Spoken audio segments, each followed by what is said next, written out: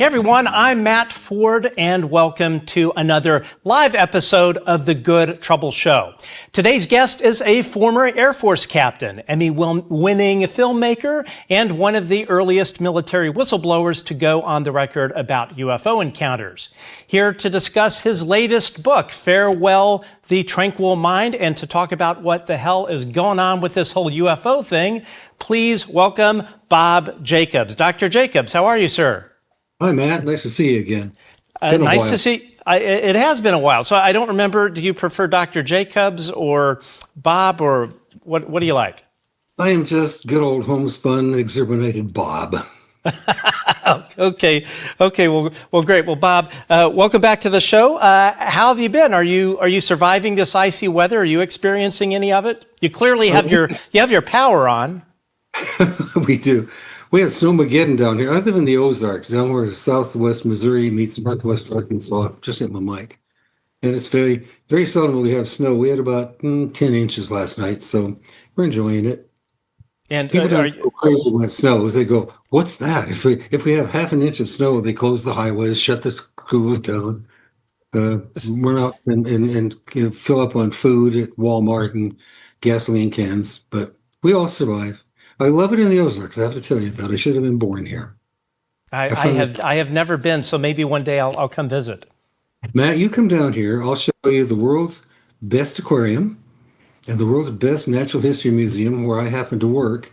It's Johnny Morris's Natural History Museum and Aquarium, and we're the best aquarium in America, 5 years running. Come on down.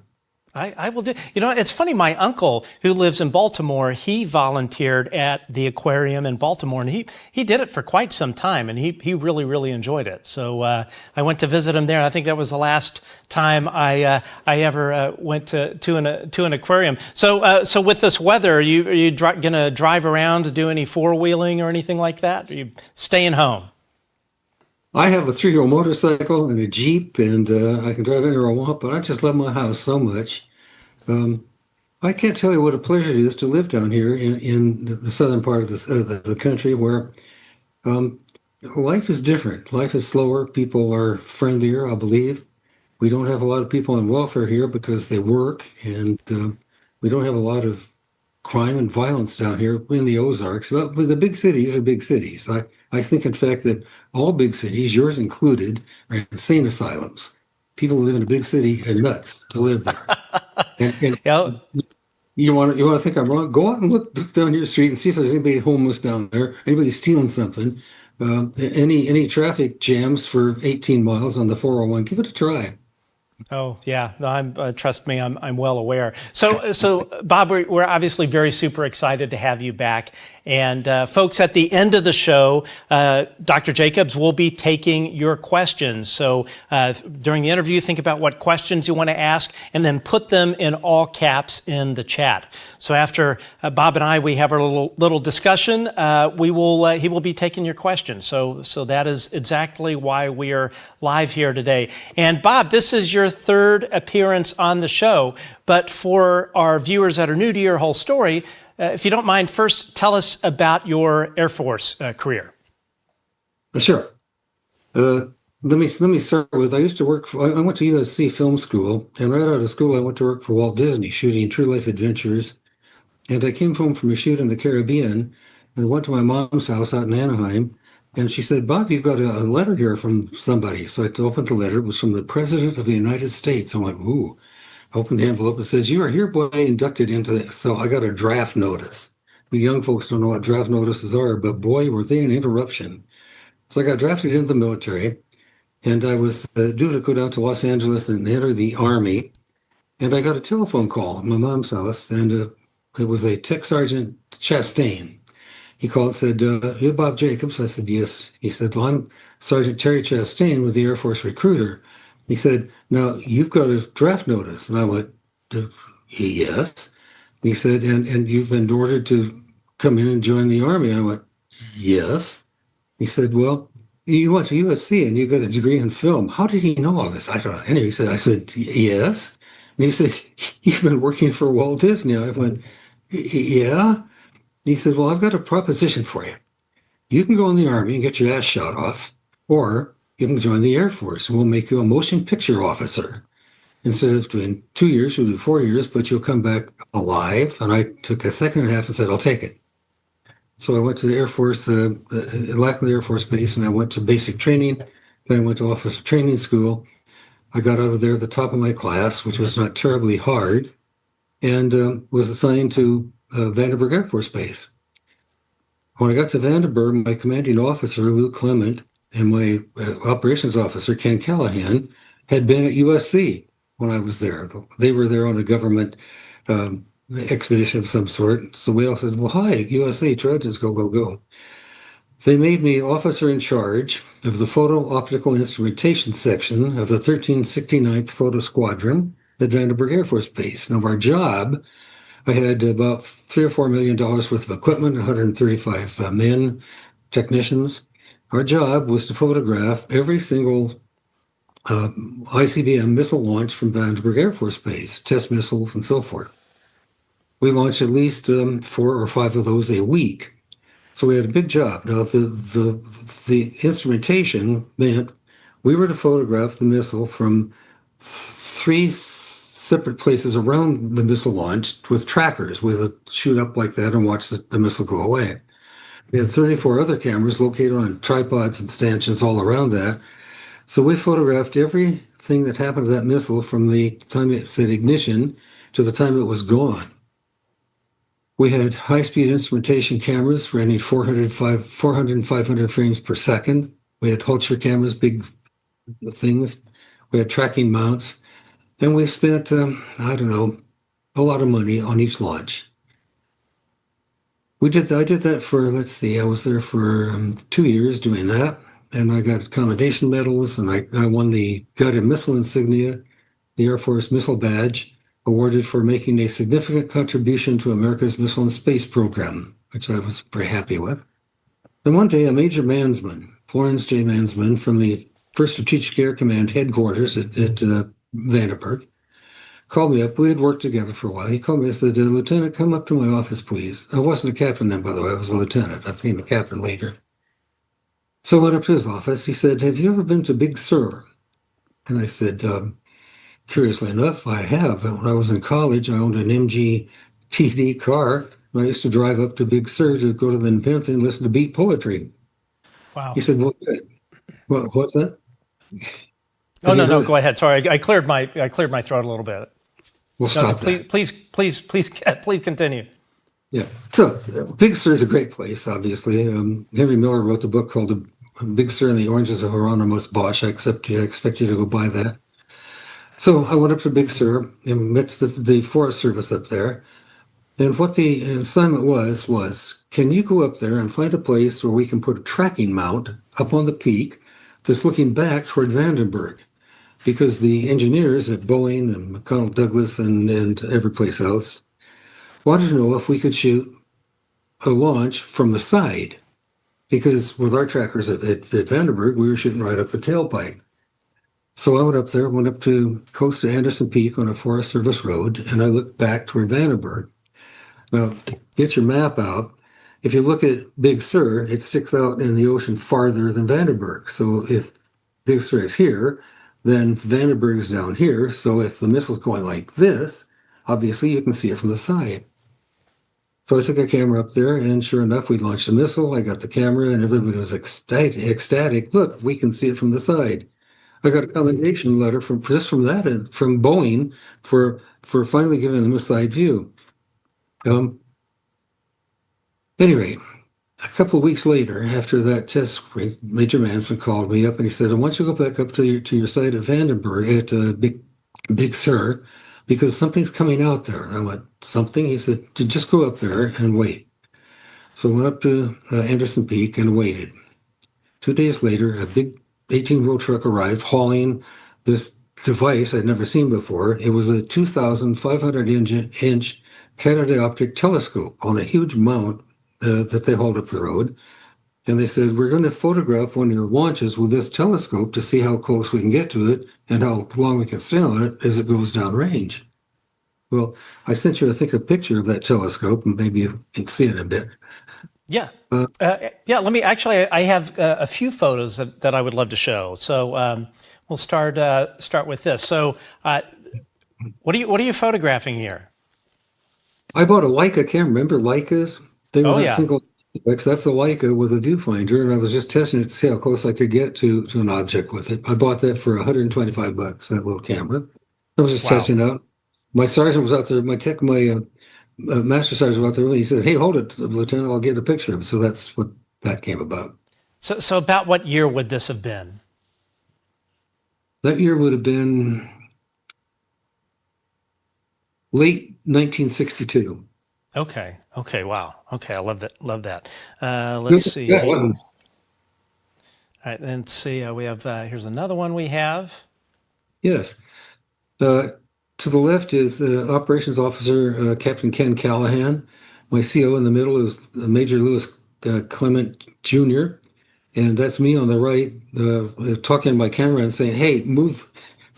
That's why my mouth is open. I'm telling the fire, "Hey, move over and get a better shot." At any rate, that's where that was, in Commander's office at the 1369th Photographic Squadron. You look like a giant. Were you like the tallest person in your squadron? I wasn't, 6'2". Okay. Ken was was a fairly small guy. Lou was just a little taller than Ken. I was a big guy. I played football at USC. Oh, well, there enough said there. Okay. Yeah, that's I love this photo. that's me in my office. I Yeah, love that. I loved my job there. I actually just really liked the job. I was learning a lot about high-speed instrumentation cameras and missiles and all sorts of technical things that I had never learned at USC. And I learned how to manage. I managed a 135-man unit and got accommodation for that and so on. And I just enjoyed it. There were other aspects of my Air Force career later on that I did not enjoy very much, but this was a wonderful 3.5 years at Vandenberg. Looking at that photo for the kids watching the show, that little thing attached to the top of the handset of the telephone at the right of frame, which I haven't seen in a very long time, was this. It was like a shoulder rest. Of course, this is all before speakerphones and way before cell phones. But you would have that thing on the handset, and it would just sit on your shoulder. Right here. Yeah. Excuse me. Exactly. All right. Let's see. Next one here. That was a long time ago. All right, now here we are. This is a photograph of the actual site at Big Sur. The telescope is behind us, and what you're looking at here is me in the patrol cap and the MG jacket, because we were told not to wear uniforms up there because we didn't want to get the civilian population excited that we were military up there and messing around in their forest. But two officers came up to visit that day. The one on the far right with the cap on, the hat, is Major Mansman. Behind me is the Chief Warrant Officer, Guy Spooner. And in front of me is Mr. Paulson. He was the guy who brought the camera out from Cape Canaveral. Okay. Yeah, I wasn't sure if he was the craft service guy in the bottom bringing the coffee on the set. He was actually the guy in charge of that telescope, so he was quite an important guy. A very nice guy, too. Wow. Yeah, I'll bet. Okay, let's see here. So this is this a telescope here? What is this? It is the Big Sur, the Boston University telescope. You can see it's on a huge mount. It's pointed downrange right now, sort of up in the air. The thing in the back there that you see, that square thing with the cable coming out of it, that's where the telescope focused. And focusing there, it sent the image down through that cable to a 35 millimeter Mitchell camera inside that black hood there. And it was called a kinescope recording. Do you remember those from early television? Oh, yeah. We made a kinescope recording of what the telescope was viewing. So consequently, we couldn't see what the telescope was shooting at the time. We had to wait until we developed the film to see what we had. Okay. So it's not like a telescope that has a viewfinder that you can look through and see what it's looking at. No. So that it would go ahead. It fed through that cable onto an image orthicon tube, big round image IO tube, and that was where the image was. And we photographed that tube with a 35 millimeter Mitchell camera.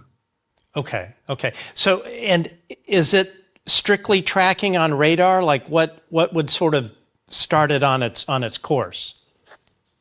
It was tracking initially by two operators, one on each side of it, one turning the camera this way or handle this way, and then as it got out farther, they simply locked on with radar and let it sit there. Okay. Okay. Gotcha. All right. Cool. Yeah. No, that's fantastic. Yeah, that is quite a big rig. So what does it say? Enormous. Small image orthicon. Now, was this thing on like an old machine gun turret, or did I misread that somewhere? No, our trackers at Vandenberg were on machine gun, M45 machine gun mounts. This thing was on a thing that would look like the back end of a big rig on the highway. It was that big. Okay. Oh, all right. So let's get into the really fun stuff. You know, we've talked about coffee and craft services at the telescope. Let's talk about UFOs. I understand from your base commander that you were messing around up there. Is there any truth to that? Let me tell you exactly how that came about. We photographed a launch from an Atlas missile. The code name was Butterfly Net. It left on September 15th, 1964. We photographed it with that telescope, but we had no idea what we had seen at the telescope at the site because it was on the IO and was in the initial camera. I took the film back to Vandenberg that day, turned it over to the 1369 processing lab to be processed. They processed the film. They sent it up to Major Mansman's office for Strategic Air Command. And I was sitting in my office one day, and the phone rang. 2 days after the event at Big Sur, the phone rang. It was Major Mansman. He said, "Lieutenant Jacobs, come to my office." So when a major tells you to do something, you simply do it, don't you? So I went to his office. I tapped on the door. He said, "Enter." I came in. They entered his office, and here's what I saw. I came into his office, and there was a table in the middle of the office with a film projector on it. On the far wall, there was a daylight, they call it DALITE. I remember those. Yeah, I remember those from elementary school. There you go. That's what it was. Yeah. And there were two guys in civilian suits standing across the aisle from me, and Major Mansman. I walked in. Major Mansman looked at me and said, "Come over here and sit down." So I came and I sat down right next to the table with the projector on it. The two guys in civilian suits stood on the far wall and stared at me, quite not politely. They just stared at me. Major Mansman said, "Watch this," and he turned the projector on. He said, "Now watch this." There, when it came on, was the full frame holding just the three nozzles of that missile from 138 miles away. An amazing shot. We followed the thing up through all three stages of powered flight in beautiful, pristine black and white film. And I said, "Wait, that's very nice. Look at that." And he said, "Just watch this." At the point at which we had lost sight of the thing on the site, the huge telescope was still tracking it. We saw it moving along through the blackness of near space at about 60 miles altitude. And suddenly, the frame holding that device right here, something else entered the frame. Came in like this. Let's say if this was the UFO, if this was the Warhead, it came in, it shot a beam of light, hit the Warhead, flew up here, shot another beam of light, hit the Warhead, came over here, shot another beam of light, hit the Warhead, shot another beam of light here, hit the Warhead, and flew out of the frame. The film stopped. Major Mansman turned off the projector and he said, "Were you guys scurrying around up there?" I said, "No, sir." He said, "Well, then what the hell was that?" I said, "Exactly this. It looks to me like we got a UFO." He said, pointing at me, "You are never to say that again. As far as you're concerned, this didn't happen." And I was stunned because imagine this. I'm Ray Bradbury's son. We're into science fiction, all about rockets and having fun and so on. I had just seen something that blew my mind open. I went, internally, because I couldn't say anything to him, I went, my God, they're real. They're here. The biggest event in human history, and I witnessed it. I witnessed the UFO from some place somewhere, I don't know where it came from, but it shot a nuclear warhead down. That was an act of war by an unknown adversary. And it was showing us you guys keep screwing around with these nuclear weapons? Well, look, we can erase them. Why don't you just stop it? I think that's what the message was. Sure. I'm sitting there in his office, and he said, do you understand? You will never say this again. And I went, I want to say, fuck no, I don't understand. What's the matter with you? Of course, right. But instead, I said, yes, sir, and I got up and left the room. I was silent because there was a security violation possibility. I could have been put in jail, shot, I don't know. People had been shot for revealing information. And so I sat on that for 17 years. I didn't tell anybody. Not the guys who were there, not any of my colleagues at Vandenberg, not my wife, nobody. I just shut up. But all of a sudden, I want to interrupt real quick. I just have a couple of questions. So when you walked in there, the men in the gray suits, they didn't shake your hand or introduce themselves or anything? They stared at me. Wow. It turns out they were CIA. Okay.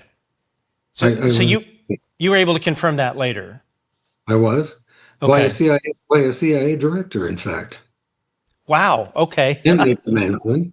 I had an experience where let me explain some of the things that have happened to me before I get into my connection with the CIA and the FBI. I lived with that information inside me for a long time, and it ate at me, began to just bug me. I began having strange experiences in my sleep. I'm not sure what was going on, but finally, I was teaching at the University of Wisconsin at Oshkosh, and I taught for a whole year, but we were paid 9 months. So every summer, I'd have to find something to do. And I'd shoot some TV commercials or write a couple of magazine articles. And I was sitting in my farmhouse one day, and I went, I need to pay the mortgage. And so I said, let me see, what can I do? I thought that UFO came back into my mind. I said, I'll bet I could sell that article. So I wrote an article about the UFO experience I've just described to you. And I looked for a publisher. Well, I sent it to Life magazine and a couple of other magazines, no interest. So I sold it to the National Enquirer. They paid me $250 for it. I paid my mortgage and forgot about it. Until about 3 weeks after that article appeared, I started getting telephone calls from various people. There was a guy named Lee Graham, who was a super UFO researcher. He started tipping me to people like Robert Hastings, and suddenly I was being bombarded, and I started getting odd telephone calls. I'd be in we have these phones now that take messages for us, right? I'm sure you'll remember machines. Oh, yeah. You come home, you punch the button, beep, and you listen to the answer. I come home from work and I'd punch my answering machine, and it would say, "You talk too much. You're going down, motherfucker." Click. That happened at least twice a week for 2 or 3 months. My girlfriend, now my wife, Max, and I were at a movie one night in Oshkosh. We came home to the farmhouse and we walked in, and the phone rang. I picked it up and it said, "Fireworks in your mailbox at night. Oh, what a beautiful night. You're going down, motherfucker." And my mailbox blew up. My roll mailbox exploded. I bought a gun. I have the gun still, and I pack, I practice, and I don't miss.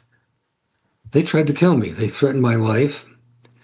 They cost me 2 teaching jobs at Maine and at Cleveland State.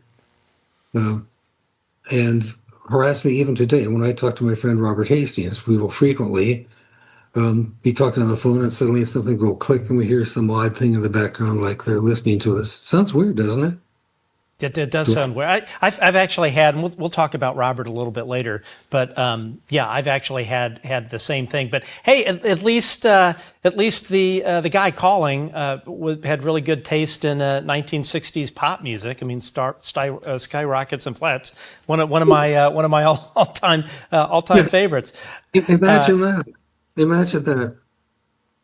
I was at I was in the movie The Age of Discovery, one of the people I've interviewed, and there was a screening in Austin, Texas, a few months back, and lots of people who were in that movie were there for the showing, and we got together, and I got to meet a lot of the people in that movie. We had discussions with lots of very credible witnesses to the UFO incident. There was a guy there from the CIA. I happen to know who he was because Robert told me who he was, Robert Hastings. And when I walked in the room and I saw him across the room, he saw me and he smiled and he started toward me. And I got up close to him. He said, I know who you are. And I said, oh. And he said, are you? And I said his name. He said, yes, I am. Well, Robert had told me about him. I said to him, well, so you were the guys who blew up my mailbox? He smiled and said, no, that wasn't us. But I know guys. And I'm like, son of a bitch. It was true. It was real. Amazing. Wow. And what happened in the course of that conversation after that? I mean, that would probably leave me pretty stunned. My conversation, well, if you read my book, I have in fact, I've dealt for 50 years with this thing on my mind. I've been harassed, I've been threatened, I've been called names, I've been told I'm a grifter and a grunt and a shithead. And so what can you do with something if you can't prove it? If you have 60 years of things happening to you all over the place, talking to people, engaging with people who have had experiences before, engaging with CIA, with the military industrial complex, which I have. What would you do with that information? Well, I could write an article and say, I talked to this guy and he said this, but what I did was what Ray Bradbury taught me to do once. He said, if something bothers you, if someone bothers you, kill him. And I said, what? He said, write a book. In the book, take care of your demons, write them down, expose them, fictionalize the whole thing so that when people read it, they can understand it's about you and it's about the people you've met, but they're not named. And I've killed off some people. Wow. Okay. All right. Well, you're clearly a badass.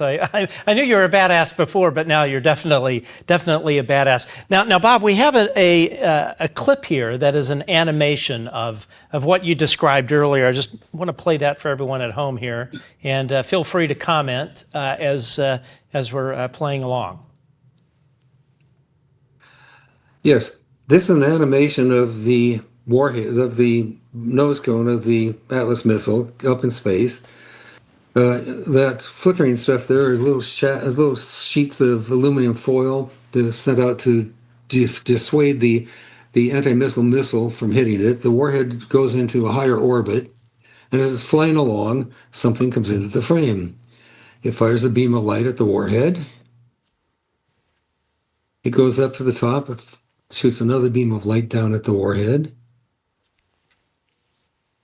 Another beam of light, and another, and it zips out of the frame the same way it came in. That's what we saw. That's an artist depicting what we saw. Right. Now, a couple more questions about this. So, if I understand you correctly, I believe what you said earlier, during the part that the UFO flew in, when you were on the ground operating this piece of equipment, you had lost visual contact with it, correct? Like, so you had no idea what had occurred? That is correct. We couldn't. We were. It was No, it was beyond our capability of our human eyes to see it at that point. And do you think Major Mansman and your good friends in the CIA, when they brought you in, do you think that they were fishing to see whether you had seen it, or it seems kind of odd that like what the purpose was of bringing you in there if they knew that there's no way you could have seen what happened? Sort of wondering about that. They had to bring me in because I was officer in charge of that site. If anything had happened up there, if we had been screwing around, if we had done something odd, I would have been held accountable. They had to show me the film. I was the only one they showed it to. Okay. Yeah, because that was going to be my next question. Do you know if they brought anyone else in that was underneath you to put them through the same sort of gauntlet? I know for a fact that they did not bring anybody else in. There's a guy involved in this issue called Kingston George, who was a guy who worked at Vandenberg at the time. He saw another shot that was on the 22nd of September, not this one. The thing he was talking about was a code named Buzzing Bee.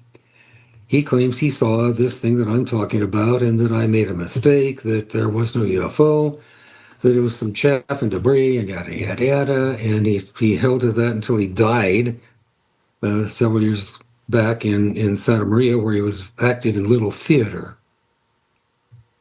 The thing that I saw, and I've been contacted now by CIA and FBI about this incident. They have shown me the film that Kingston George talks about. And I said, yes, Really? That's correct. Yes, indeed.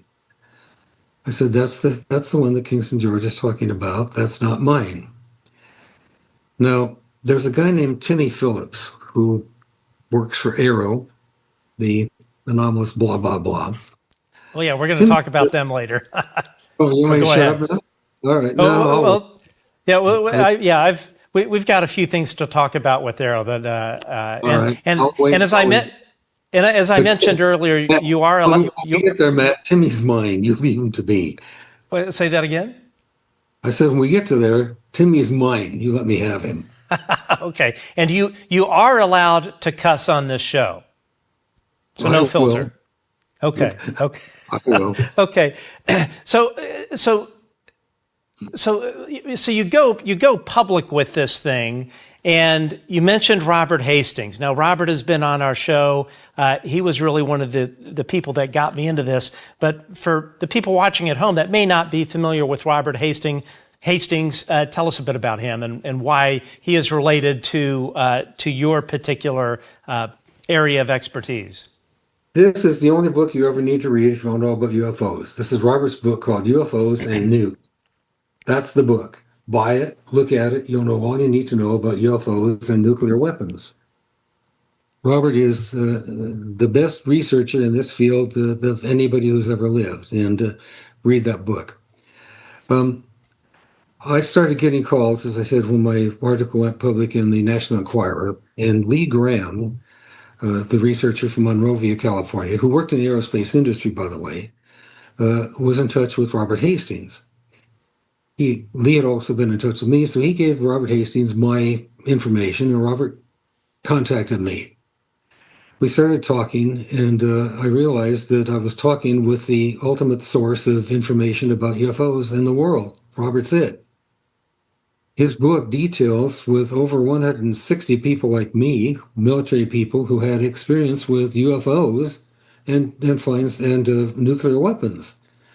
So his book is a compendium of all of us who had anything to do with the subject and anything to really say about it. There are people who have not said anything about it, but I encourage them to talk to Robert as soon as possible.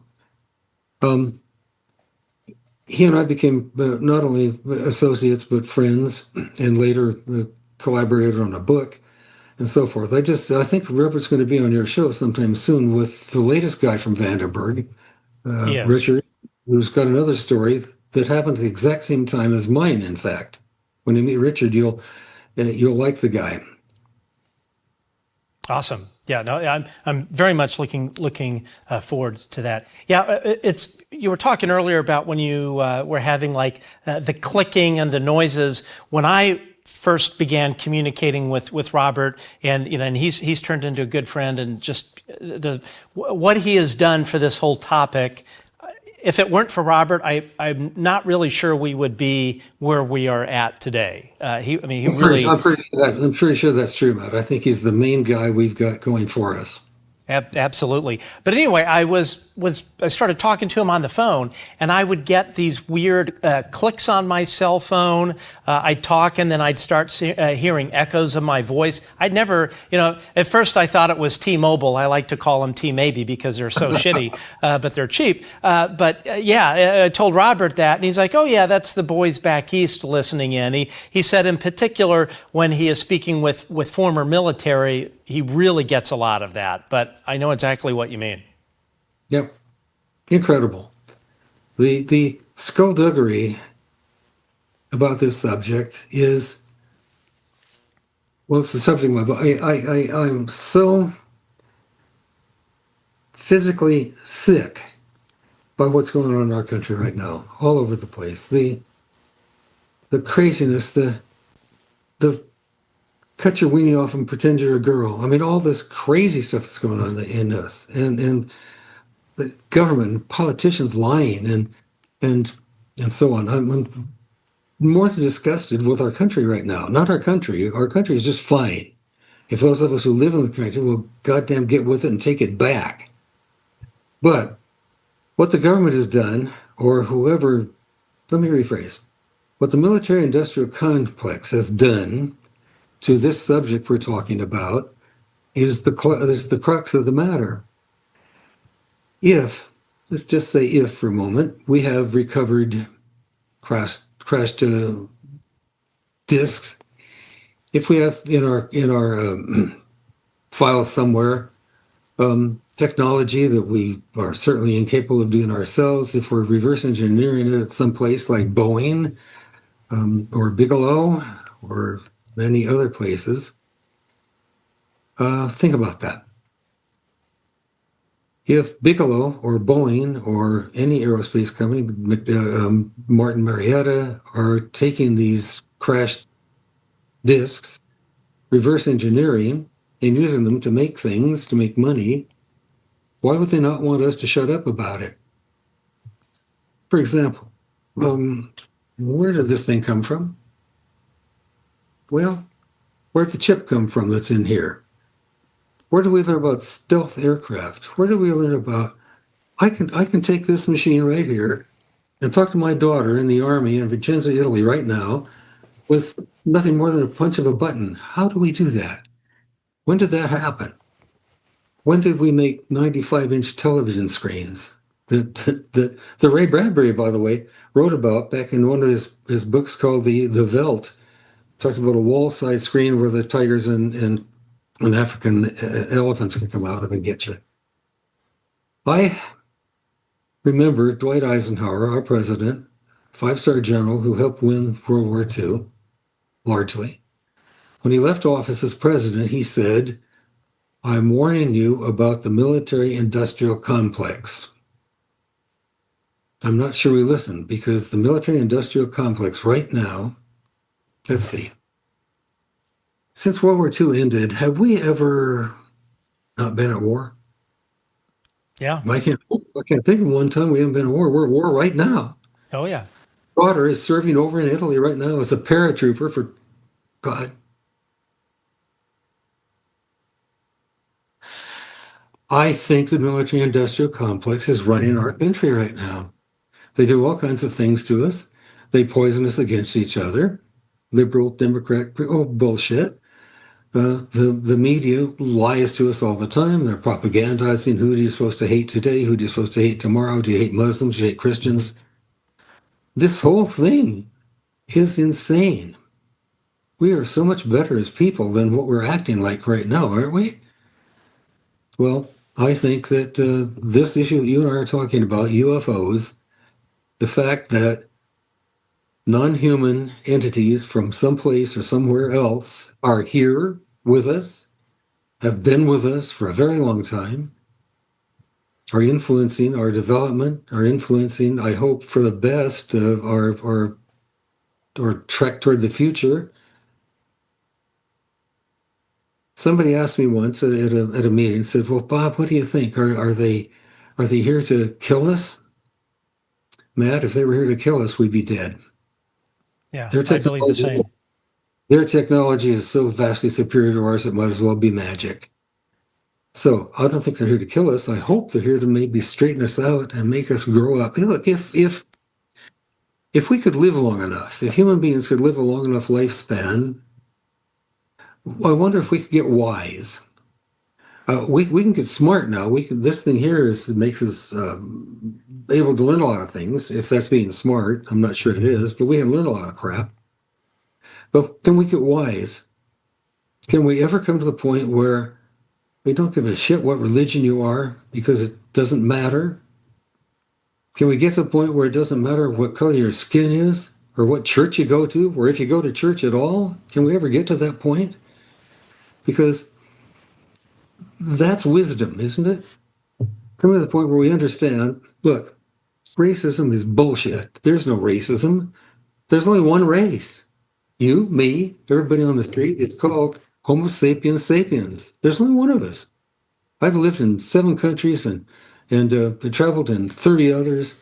And everywhere I go, from the Philippine Islands where I lived to all over Europe, to the UK, to Mexico, to South America, to the islands of way down south in the Pacific, I see people. Everywhere I go, it's just us people. And I talk to everybody I meet. And I'm talking to another man, another woman, another person with the same sort of things that I need to have: place to sleep, something to eat, friend to talk to, somebody to love. My God, Matt, this crap has got to stop. We have to wise up because if we don't, our species is done, dead, finished. I like Elon Musk because he's one of the guys who follows what Ray Bradbury talked about. We have to get off the planet. Our species are not going to exist because the planet's not going to be here in another 5 billion years, is it? It's going to go, be gone. And if we don't get off of it, this experiment of Homo sapiens sapiens is over with. And that's a terrible waste considering how long we've been trying to get here and learn and be wise and be friends and love each other and have a good time and all that sort of stuff. That's why I wrote my book, because I put everything I could not say in public or say and prove into that book to say, look, what if this happened? What if we got wise? What if we got, forget wise, if we just get smart, man. I'm with you on that. And we're going to talk about your book and, of course, AARO. We have some people at AARO. I'm sure both of us are not particularly big fans of. But before we get to that, we are going to take a quick break here. Let's see.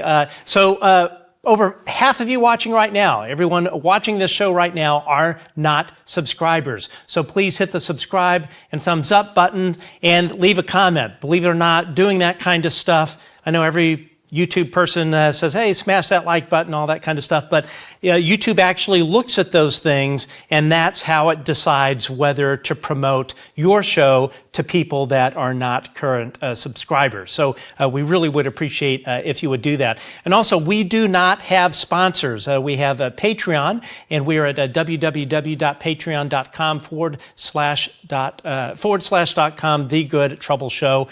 Your donation, that helps us pay for this studio rent, which is it's not cheap because I'm here in LA. And also, super chats are open. And again, your financial support allows us to bring you this lovely show and the great guests that we like to bring you. And then also, many of you may or may not know, we are on all of the podcast platforms, Spotify, Apple, all that good stuff. So if you would please take a couple of minutes, if you listen to our show on a podcast, and leave a review. we are working hard to raise our ranking with places like Spotify and Apple Podcasts. So just as when you leave a comment and subscribe and all that on YouTube, if you leave a nice comment for us on the podcast platform, the podcast outfit looks at it and says, "Okay, we're going to promote that show." Anyway, we really do appreciate it. So let's get back to Bob here. So there is a UFO UAP office in the Pentagon. It's called AARO. For those folks that aren't aware of this, it's called the All Domain Anomaly Resolution Office. And I understand that you have testified to them. Am I correct in that? You're absolutely correct. How was that? The glasses are kind of glaring. I'll just take those off. Okay. Whatever's best for you. Oh, I'll tell you what. Robert Hastings called me one day, and he said, a guy from D.C. has called me. He said he's working with Shankar Patrick with something called AARO. And he's read my book, UFOs and Nukes, and he wants to know if some of the people in that book would be willing to testify to AARO. So Robert said, "Would you?" And I said, "Sure, I'll do that." Mario Woods did, Terry Lovelace did, a couple of other people did. And I heard from AARO, the guy called me from, and then he said his name, which I think was Glenn or something like that. He said, "I want you to just go ahead and tell what you want to tell about your UFO encounter." So I did. It took about an hour for me to talk to this guy, and he never questioned me. He just kept encouraging me to go on and go on and go on. He said, "Is there anything else you want to say?" At the end, I said, "Well, I've been waiting 50 years to tell the government my story." And he said, "Well, you just did." And I felt exuberant. I thought, wow, it's happened.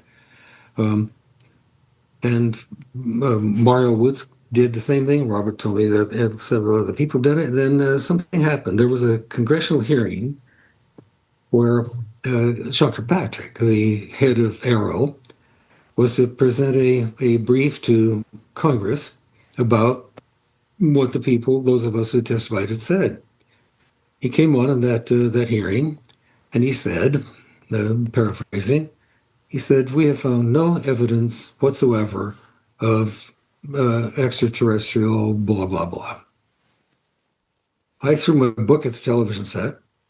I called Robert. I called several people. We were screaming about what the hell is this guy doing?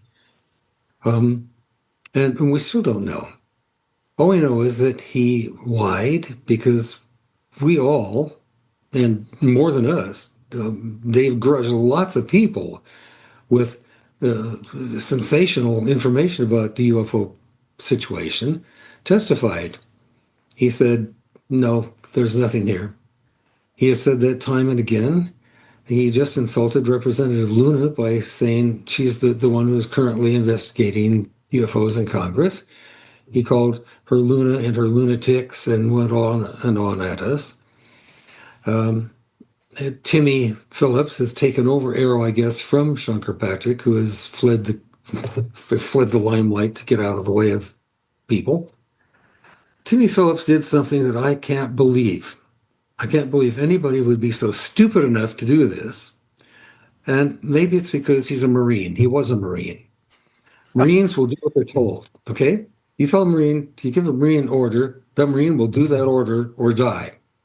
And I think maybe Tim Phillips, being a Marine, is the exact same guy they wanted to put there because say, "Tim, you say this and that's that." And so he did. Here's what he said. He claimed about my case, about me and my case, he said that he went to Vandenberg. They located the original film at Vandenberg because it was archived there. He said they cleaned the film up, they made prints of it, and they discovered that, sure enough, I had made a mistake. There was no UFO there. It was just some chaff and debris, but Jacobs obviously didn't know what he was talking about. Wow. I was officer in charge of photo-optical instrumentation at Vandenberg. I was in charge of every goddamn missile that went down that. I saw thousands of feet of film with missiles. I knew exactly what I was looking at. I knew exactly what I reported. And I also know this. Tim Phillips lied through his frickin' teeth. He did not go to Vandenberg. The film in question was not archived at Vandenberg. It was never archived at Vandenberg because Major Mansman told me and said and verified that very day that I saw the film in his office, the CIA operative cut the film off the reel with a pair of scissors, took that and took it away, and they flew the film back to East, wherever that was. It turned out to be CIA headquarters. And the film was never, ever archived at Vandenberg. Timmy, you lying bastard. So you're saying that the former so we had Dr. Sean Kirkpatrick, who was the original director of AARO, and after he departed and got his golden parachute, probably courtesy of the Legacy Program, and went to Oak Ridge National Laboratories, Tim Phillips, who was the deputy director, he moved in to Sean's spot. And you're saying that Tim Phillips, at the time, the director of AARO, flat out lied to the public. Here at the end, exactly. If he said that, and he did say it because I heard him say it, he lied. He never went to Vandenberg. He never found any film at Vandenberg. It wasn't there. Yeah. Well, and speaking of Sean Kirkpatrick, I understand that you actually you told us this story. That you actually gave a mission, you tasked a mission for David Grush, and I'm going to play that clip. Folks, don't be too alarmed when you see version 1 of our show. It looked pretty much like cable access television, but this is Dr. Bob Jacobs on his first appearance on the Good Trouble Show back in the day. Dave Grush told me he's going back to D.C. sometime in the next week or so. And I said, Dave, please do something for me. Tell Dr. Kirkpatrick that Dr. Jacobs says, fuck you. There you go. All right. You definitely don't. Well, and the thing that is so crazy is it is, excuse me, it is so obvious that they are lying.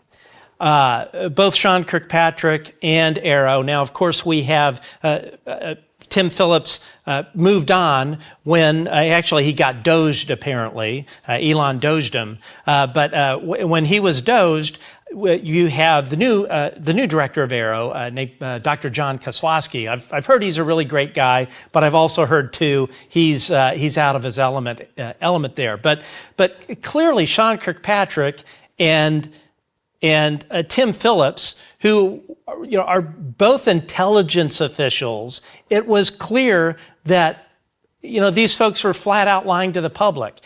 And you go and you listen to their explanations, which are just so hyper simplistic that you think, how can anybody believe what they're saying?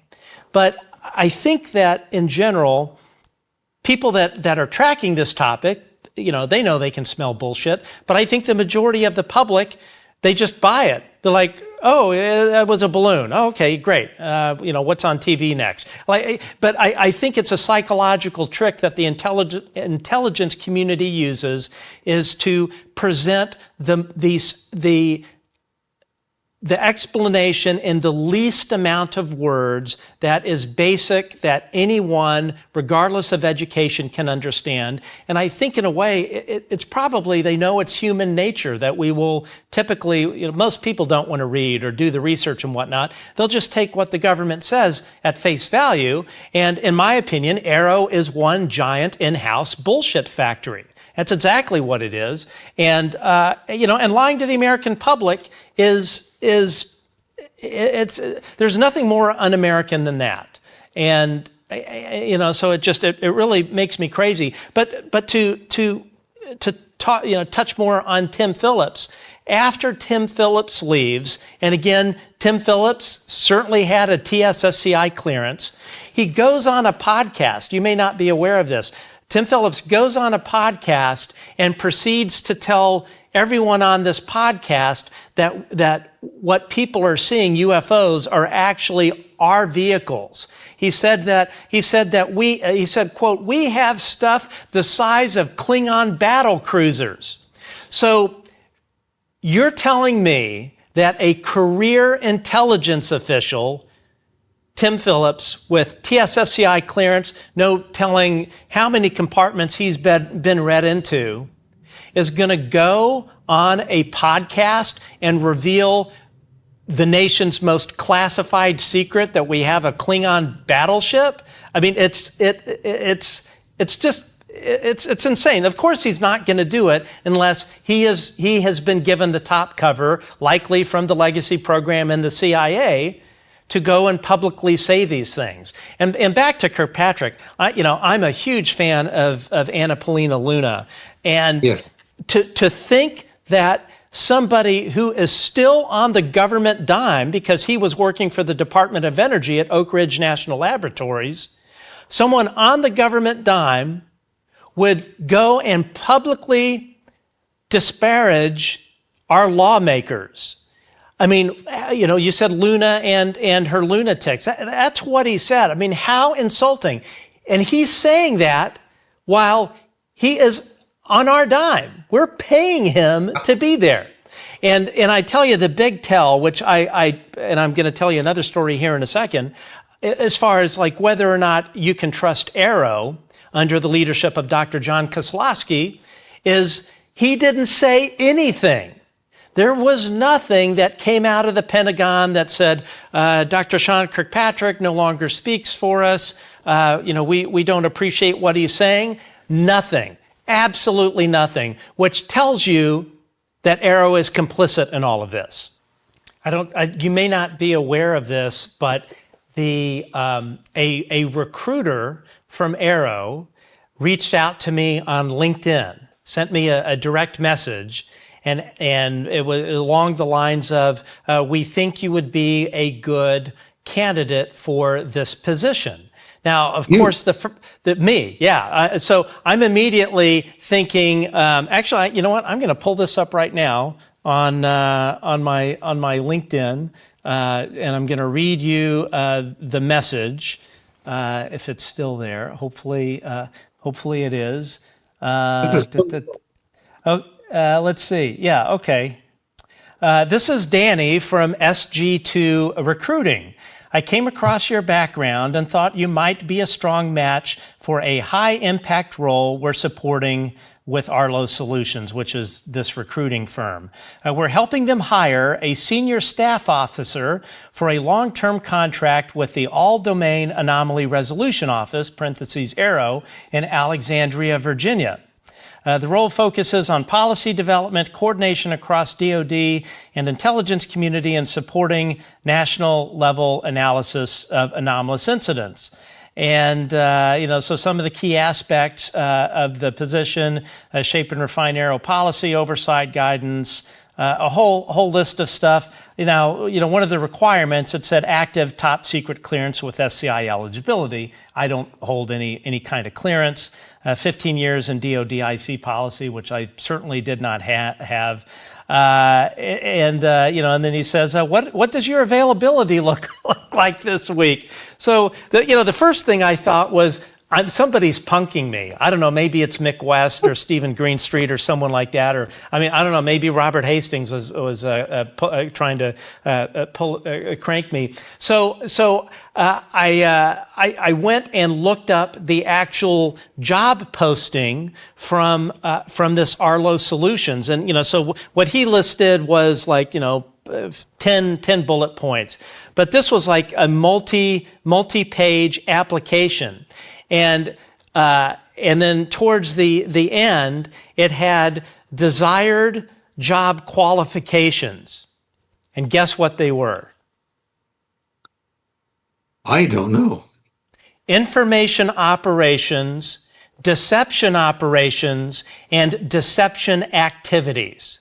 They specifically were trying to hire me or wanted me to apply for this job, and in the job description, in writing, which I couldn't believe. And actually, researcher Rob Heatherly went and was able to dig up all the previous job postings that they had, but had taken down. None of them had requiring somebody that had a background in deception.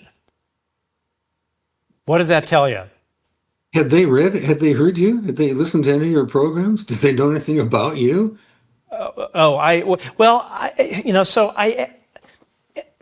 so at first I'm thinking, well, maybe this is like, like a AI bot or something like that. But it's like nothing in my LinkedIn profile. I don't think, I post videos of the show. I know people in AARO watch this show, and I know Sean Kirkpatrick and Tim Phillips are very well aware of who I am and the things that I say.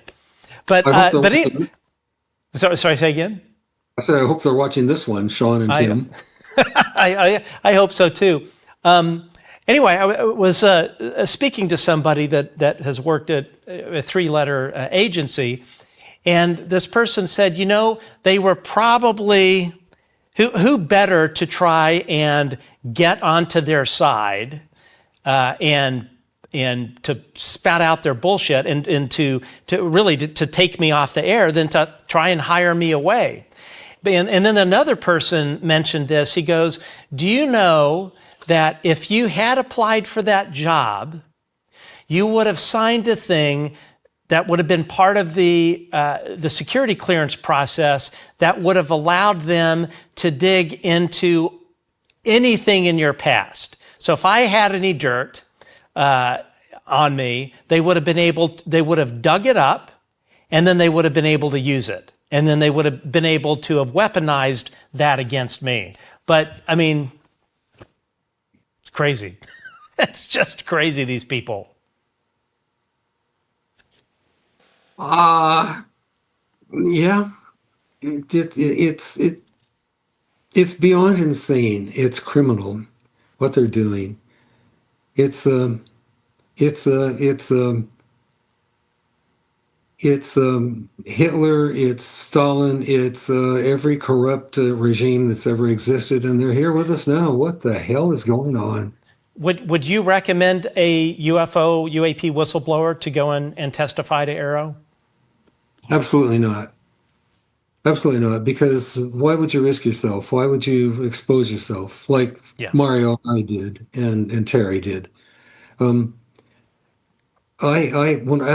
I had been interviewed and I had a nice time talking to this guy, I wrote Mario and Robert and said, hey, it was a nice experience. They listened to me. They said my government finally heard me, and then the hearing came along, and no, they didn't hear me at all.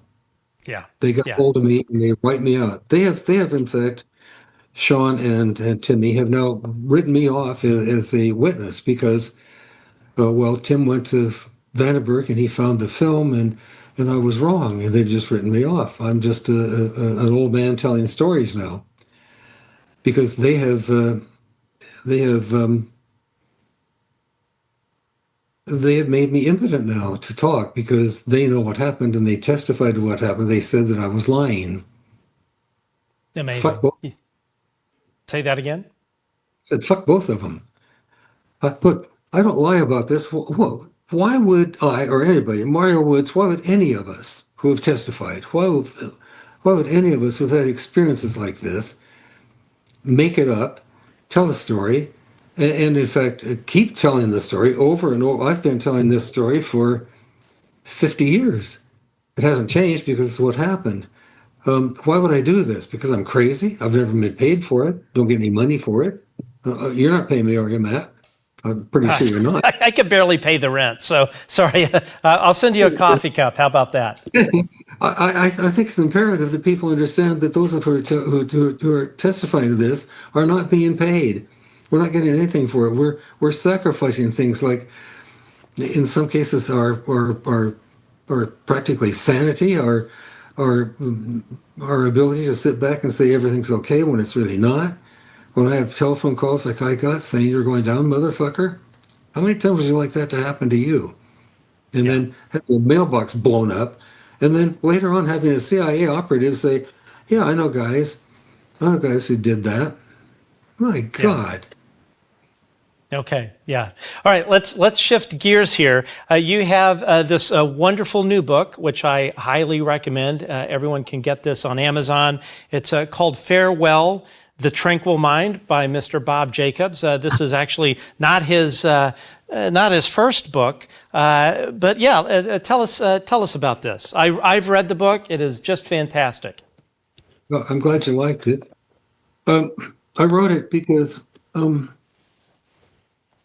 read. On the cover of this is my guided missile insignia. That's my missile badge that I won, was awarded by the Air Force for, as they said, having made a significant contribution to America's missile and space program.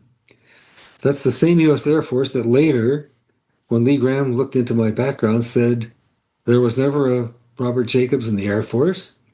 There was never a Robert Jacobs at Vandenberg Air Force Base. There was never a Robert Jacobs in charge of photo-optical instrumentation at Vandenberg Base. There was never a missile tracking site at Big Sur. There was never a missile launch on September 15th, 1964. Never happened. How can they do that to me? I have an officer efficiency report. That's what you get every year. Get a report from your commanding officer saying what they think of you. Mine was outstanding all the way. It said promote well ahead of other people in the Air Force. And then they turn on me when I start telling the truth. And others have done the same thing. Mario Woods, poor guy, he was abducted and his partner in a truck from a missile site in several years ago, and he's been ridiculed and called names. Bob Salas, I'm sure you know Bob. I think you've interviewed Bob. Of course, yeah. Who was at that installation when the UFOs shut down the missiles that he was sitting on top of. There's a guy named Dave Shandell who's written a book called It Never Happened. There are lots of us out here who tell the story, and it's not a story, who tell the facts, who try to give some information to the people of America, because Americans, I think you need to hear this. If you're one of those people, and there are lots of people who, for example, say, well, there can't be here because light's the fastest speed in the universe. Maybe it is, maybe it isn't. People say, well, no, God created the earth and created us, and there can't be anybody else. To which I say, are you crazy? Why not? Why would we be the only things that God created? When you have this, look at the James Webb Space Telescope. Look at one frame of that one day. Every single dot of light in that is a galaxy, trillions of galaxies with planets around them. How can we be the only things here? But that attitude of smugness of, well, we're the only ones here, we're the only ones who can be here. The Air Force at one point used that as an excuse not to come out with the truth about UFOs because, society would fall apart. There would be riots in the streets. Churches would be burned, blah, blah, blah, blah. Why? Why would that happen? Are we all such children? Are we all such tiny infantile boobs that we think we're actually the only ones here and we're the only thing worth saving in the universe? I can't believe that. I'm convinced at some point we will grow up a human species, following the lead of guys like Elon, who I admire so much for his compassion and his compulsion to get us off the planet. Tell me why I would make this up. Tell me why I would have gone through this. Why would I have done this to my wife, to my friends, to the universe I got fired from, the university I got fired from twice for telling the truth? I don't know. Yeah, I agree. So if you have some time here, we have quite a few audience questions I would love to throw at you. Sure. Okay, great. All right, this is from Pug Dramonium. Is Bill Spalding's FOIA'd copy of the Big Sur film available to the public? Does Bob see it as authentic? I'm not sure what this FOIA'd film is. There is no FOIA film showing my film. None exists. I don't care who they said they have it. It can't be. Okay. The CIA has my film. Lou Elizondo saw my film and testified to that effect. Yeah. No, there's no FOIA of my film available. I'm sure you. Sure, Okay. positive. Art Geigel, question with those who have written dismissive explanations over the years, especially the one highlighted in UFOs and Nukes, has there ever been any new recent adjustments to their explanation? I'm not sure that I understand that question. With those who have written dismissive explanations, I don't know. Do I you don't know. understand? Yeah, I don't either. Okay. Brian Pimble, thank you so much. A very generous super chat. Does his master's voice mean anything to Mr. Jacobs? Thank you. And he had that in quote. Sure, Nipper, the dog that represented RCA, was his master's voice. Wow.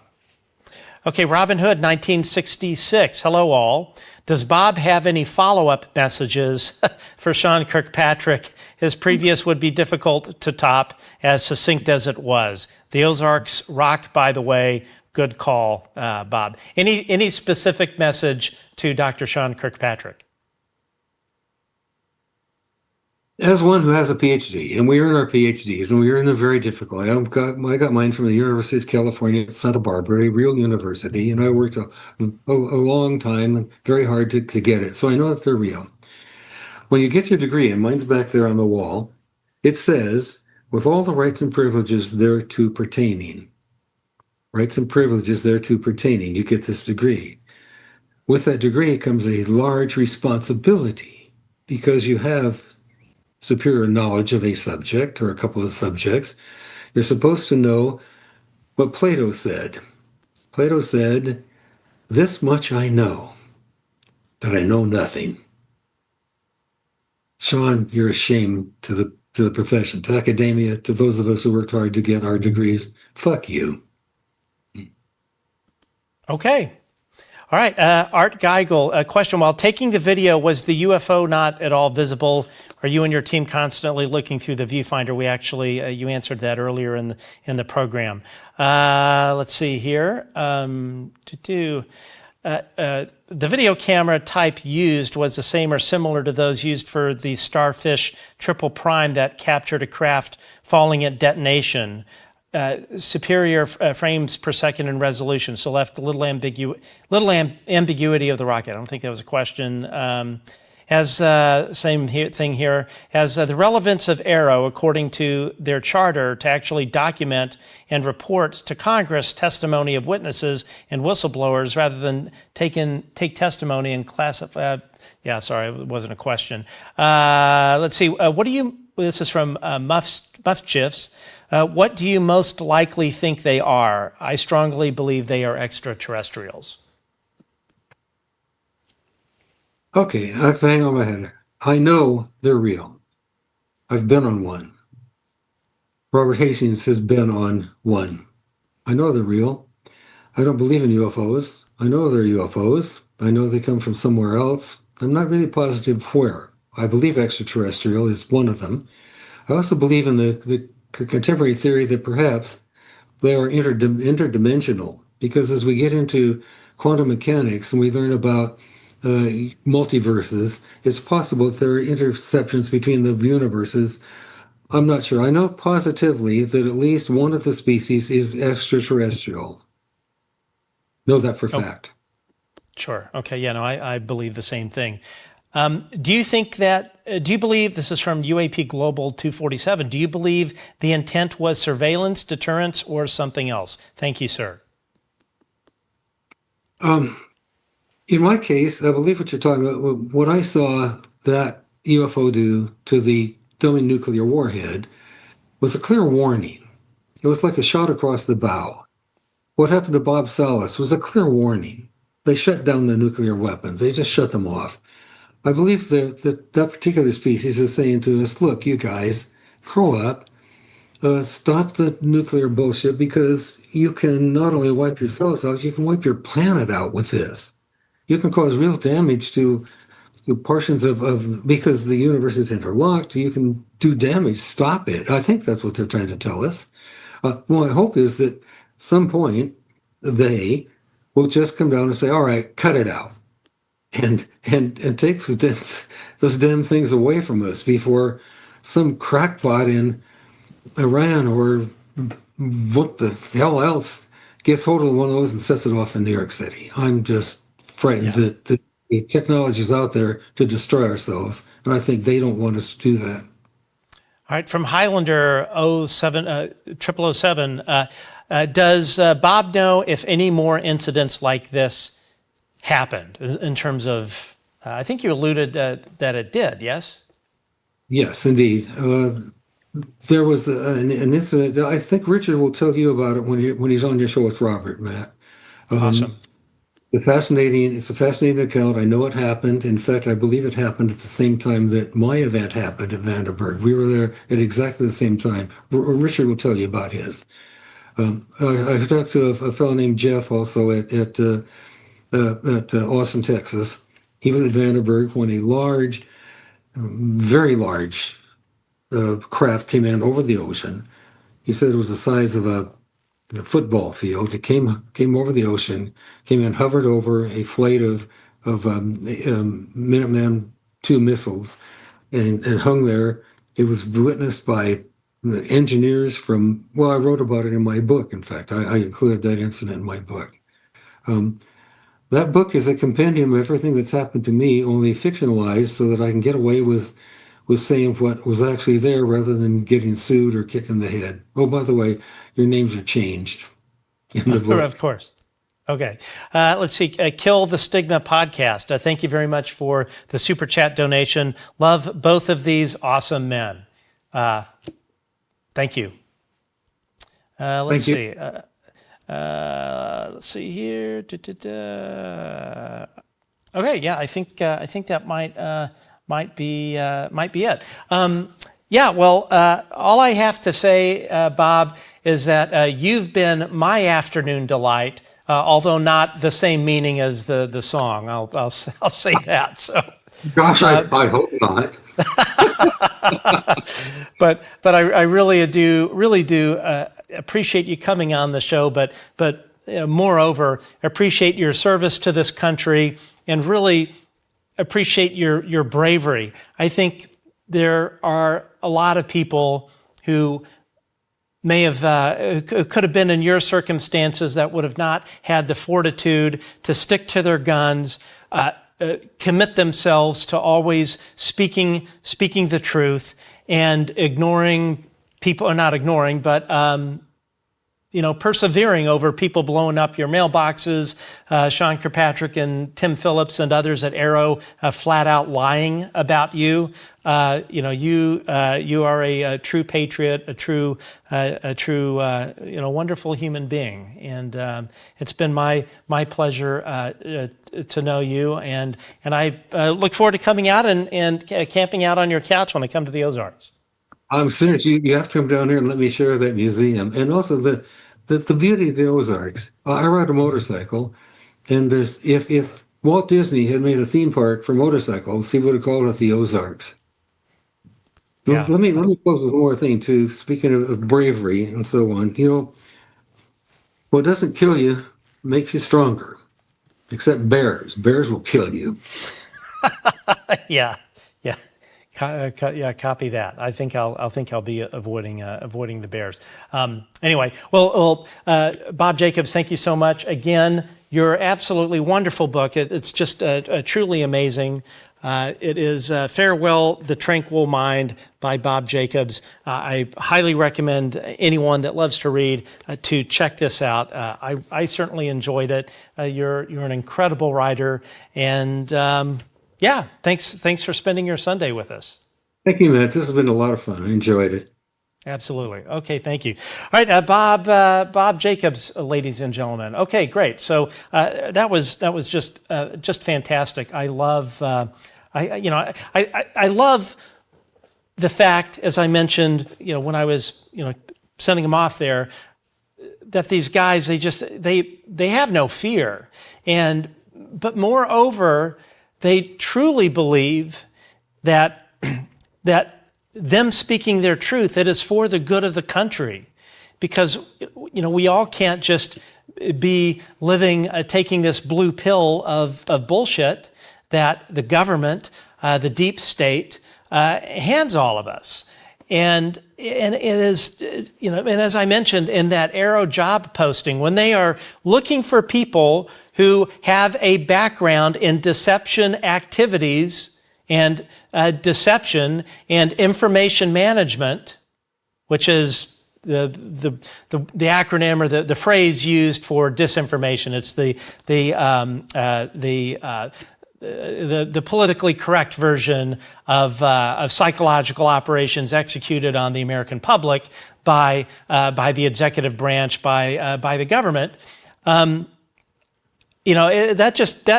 just tells you right there that you cannot trust the Pentagon.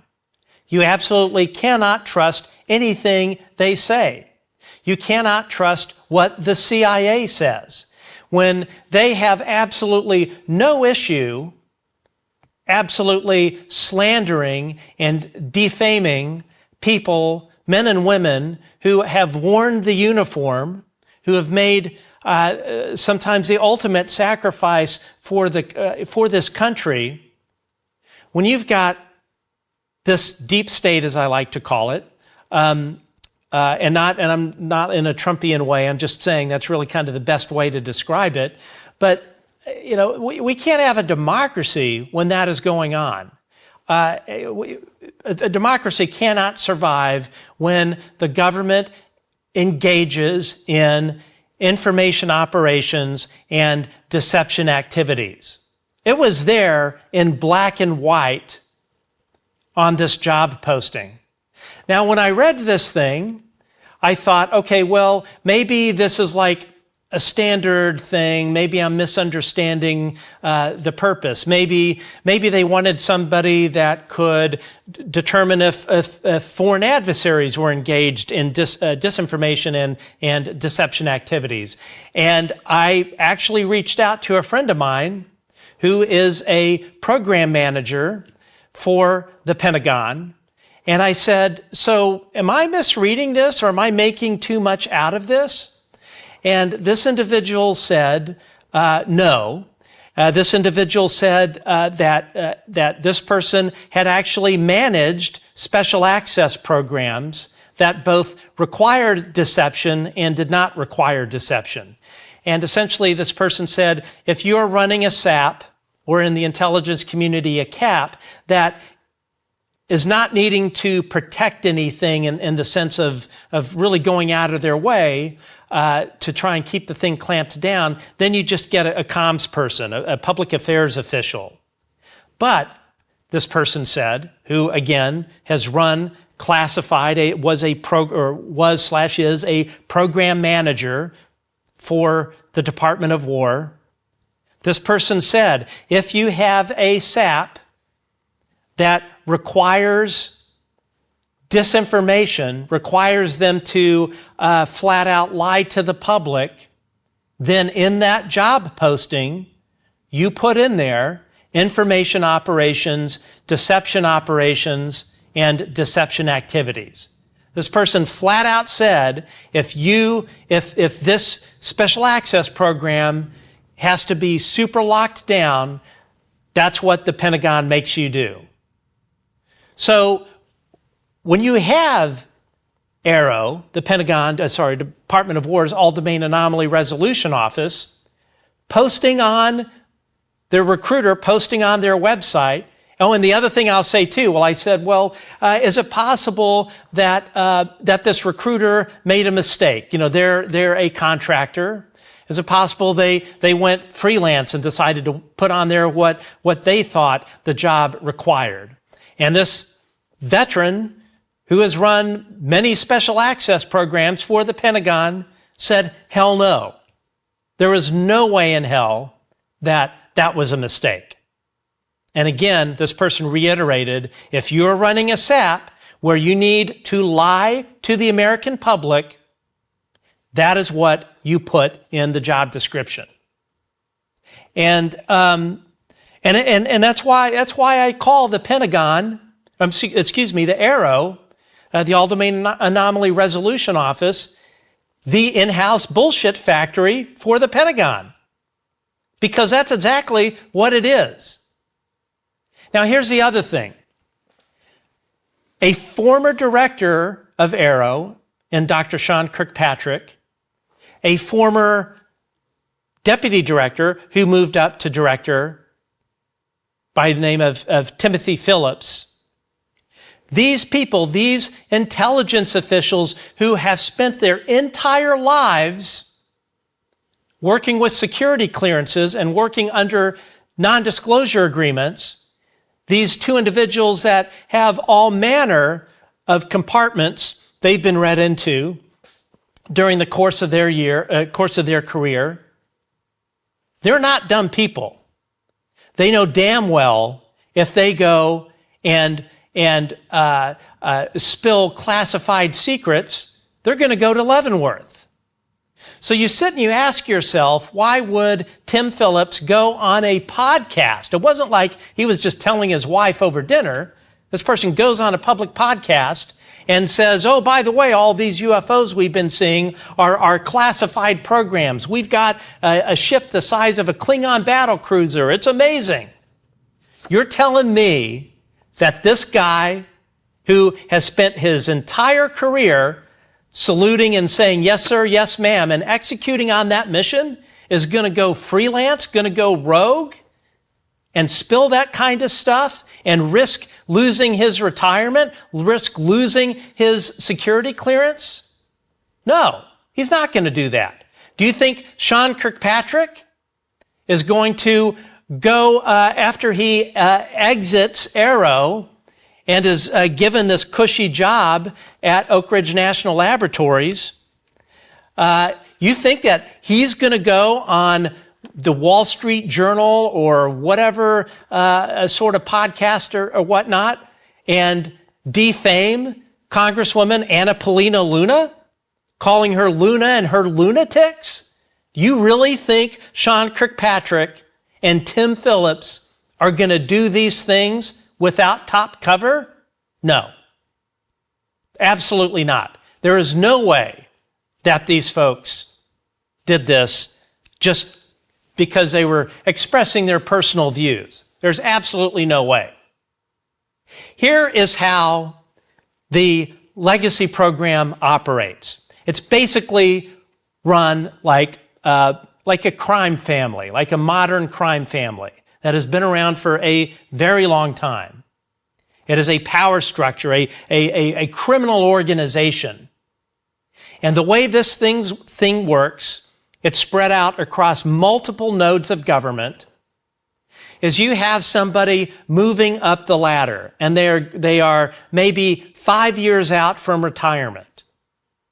And someone from the legacy program or the CIA identifies this individual as a potential for becoming a made man or a made woman, of joining the crime family. And about 5 years out, or somewhere about, somebody comes into them, or comes and approaches them and says, hey, we've got this special access program that's quite large. It's under different SAPs and CAPs. And how would you like to be read onto this thing? And when you're read onto this thing, your $200,000-$300,000 a year retirement is going to become a $500 to I'm making it up, $1 million a year retirement. And of course that person's going to go, oh yeah, this sounds great. And then they get read in to this dirty little secret of what our government has been up to for 80 plus years. And part of the deal, they're going to say, okay, you're into this. You've signed on the dotted line. And we've got two things right now we're going to ask of you. We have two favors. We're doing you a favor, and we have two things we want you to do for us. Number one, you're going to continue to do your job just as you've been doing it. You're not taking on any additional responsibility. You just keep doing what you're doing as if this conversation never happened. But at some point, you're going to get a call. and we're going to ask you to do something. And we're going to ask you to do something, and your security clearance may get flagged. You may, you may go and disparage members of Congress. You may go do this, that, and the other. And you may get into some hot water, but we have people, just give it a year. We've got people that are going to take care of that. We're going to get that swept under the rug, and you're not going to have any issues. So just do what you're doing. We're going to hit you up at some point and ask a favor. The second thing the Legacy Program does with these individuals, Legacy Program and the CIA, the second directive that they give to these people that they are making made men or made women is they say, when you're close to retirement, your job is to find two people that you think want to be in the family. And your job is to give them the same speech I'm giving you right now. And that's how the cycle works. That's how these people get roped in. And it's like any crime family. You don't do anything. You don't speak out of school. You certainly don't squeal. If you sit and you salute smartly and say, yes, sir, yes, ma'am, the crime family takes care of you. The crime family takes care of your family. You are set for life because you, just like any mob, which is exactly how the Legacy Program is operating in conjunction with the Defense Industrial Complex and the FFRDCs, the federal, I forget the name, but it's basically Oak Ridge. I think it's federally funded research development centers. These whole things, these entities that are part of this whole corrupt enterprise, if you're one of the chosen few, and it's not about rank, it's about pedigree, you can join the family. You will be financially set. But you damn well don't talk to Congress. You damn well don't talk to the press. And you do everything that we ask you, even if it includes slandering American veterans such as Bob Jacobs or, just about anyone. These folks, they literally sell their souls to the devil. We now know that former Vice President Dick Cheney was one of the main gatekeepers of this. There is an article that just came out from the Liberation Times talking about. I'm blanking on his name, but if you go to Liberation Times, there are two other people that Chris Sharp, an amazing journalist, has exposed. But this corruption, it just can't continue. There was just recently, I had a conversation with a retired individual who was very high up in the Pentagon, who said to me, Matt, the corruption that is running rampant in our government, in our intelligence community, the corruption in the FFRDCs, and the Defense Industrial Complex, in the executive branch, that corruption will never end until they deal with the UAP issue. The UAP issue is the root of it. And from what I was told, it went into overdrive under Dick Cheney. That was apparently when it completely went off the rails. And it's sad when you hear. I've experienced harassment by a government contractor at a hotel in Vegas.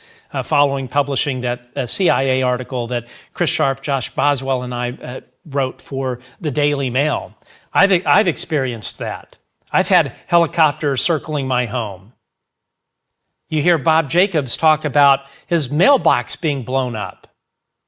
You listen to recent congressional testimony from whistleblowers about their brake lines being cut or their security clearance being flagged so that they can't pay the mortgage. This is the kind of corruption that this criminal enterprise called the Legacy Program, in conjunction with the Central Intelligence Agency, the Pentagon, the Department of Energy, all the FFRDCs. That's what's happening. And here is what they are counting on. Number one, and I said this last year in the springtime, since the beginning of January, the Legacy Program /DOD/IC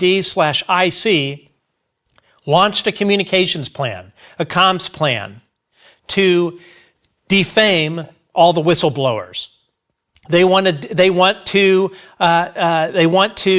essentially paint all these whistleblowers as grifters. That's what they're going to do. The Wall Street Journal, that is one of the things. They're working on another article. Joel Schechtman and Aruna Viswanathan are trying to write another article, likely on behalf of whoever's paying them or paying the editor at the Wall Street Journal. And apparently one of the main focuses of this article is to put out the narrative that whistleblowers like Bob Jacobs, David Grush, Louis Elizondo, all these others are nothing but grifters. They're all in it for the money. That's exactly what they're going to do. And then the other thing, and you saw this in the Wall Street Journal article, the first Wall Street Journal article that came out from Joel Schechtman and Aruna Viswanathan, basically a pile of bullshit from the Wall Street Journal shoveled right to the American public. You notice at the end of that article, they went after Bob Salas. They went after Bob Salas's experience with UAPs. Bob Salas, as many of you know, is a retired nuclear launch control officer who had UAP disable his entire flight of Minuteman nuclear-tipped ICBMs. ICBMs with live nuclear missiles. And of course, Joel Schechtman at the Wall Street Journal puts out this cockamamie bullshit explanation that they were EMP testing, that they drove up this 18-wheeler and full of electronic equipment and erected all of these towers that required concrete bases, and they were doing EMP hardening tests on these missiles. And you read that, you read this in the Wall Street Journal, and you're like, do they think they're stupid? But they actually do. But you have to ask yourself, why would the Wall Street Journal focus on the nuclear angle? And here's why. Here is why that disinformation, that propaganda was published, written by Aruna Viswanathan and Joel Schechtman in the Wall Street Journal. Because the Legacy Program and the IC and the DOD know that so long as members of Congress believe that UAPs are tampering with our strategic nuclear deterrent, that they have to look into this stuff. This stuff's been going on, since Bob Jacobs and Robert Salas and David Schindley and others. It continues to this day. So if you want to shut Congress down, you tell them there's nothing to see here with this whole UAP nuclear connection. If there's nothing to see here, then it's not a national security threat. That is why they are doing it. And then you ask yourself, why do people like Dr. Sean Kirkpatrick go and throw Anna Paulina Luna, who, I'm a Democrat. She's not on my side of the aisle, but I damn well support everything she does for this country when it comes to this topic. The same with Eric Burleson and other Republicans. You know, we have to get to the point where we can, you know, call balls and strikes. So when somebody that doesn't politically agree with you, they do something good for the country, you should hold them up. And the reason that you have Sean Kirkpatrick and others calling Anna Paulina Luna and her lunatics, that kind of language, it's aimed at the members of Congress. And why? What they want to do, what the legacy program, the Pentagon, and the intelligence community want to do, they want to scare the hell out of lawmakers and message publicly that holding hearings, looking into this topic is a waste of taxpayer dollars.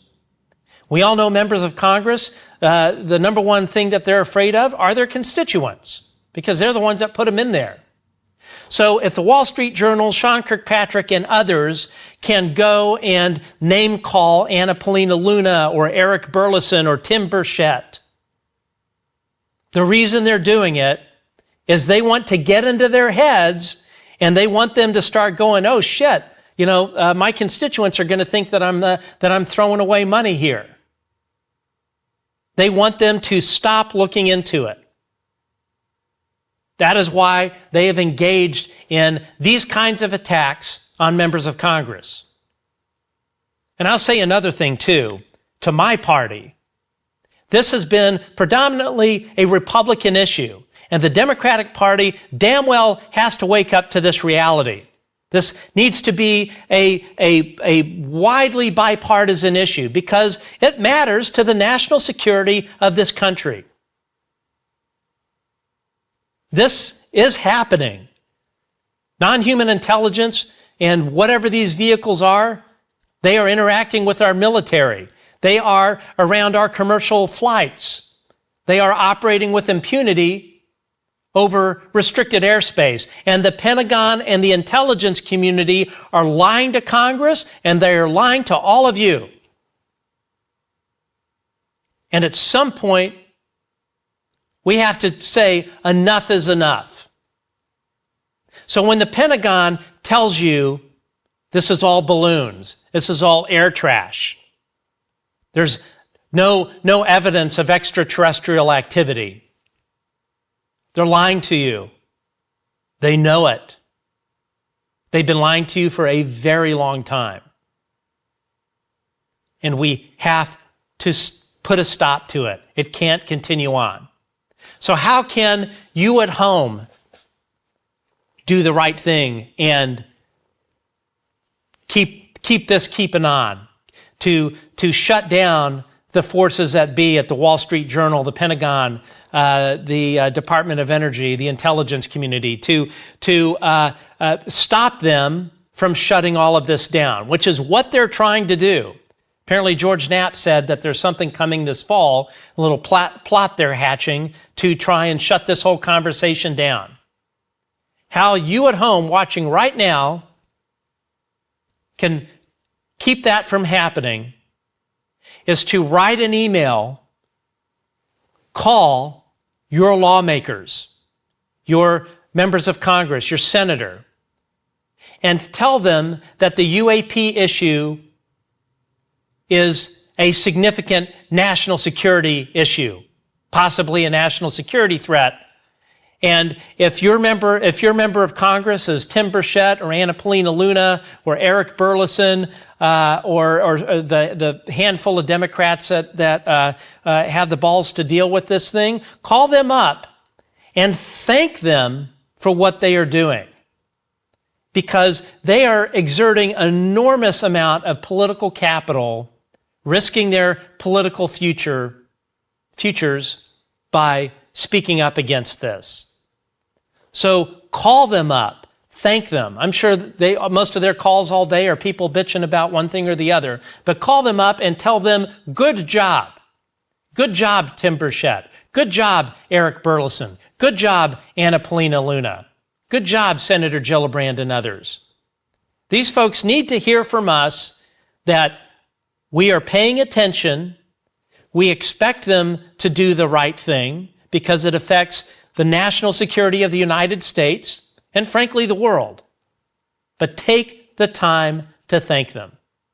Folks, thanks for tuning in. We have really some amazing interviews that are going to be coming up. And of course, if you enjoyed this episode, Super Chats, again, are a great way to financially support our work. Pay to keep the lights on, pay the rent here in our building. We do not have sponsors. I do not have any kind of sugar daddy or sugar mama paying the bills. It is our show. We can bring our show simply by the donations that we receive from all of you watching. So we very much appreciate that. And so we have some great stuff coming up, and we have another great episode right here that I think you're going to really enjoy. Thanks for tuning in to the Good Trouble Show.